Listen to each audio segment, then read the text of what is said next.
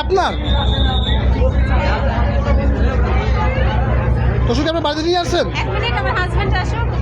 ভাইয়া এই তোষক কি আপনার আপনারা এই তোষকগুলো টাকা দিয়ে কিনেছেন নাকি কয় টাকা নিয়েছেন? 2000 টাকা। কে নিয়েছে বলতে পারবেন?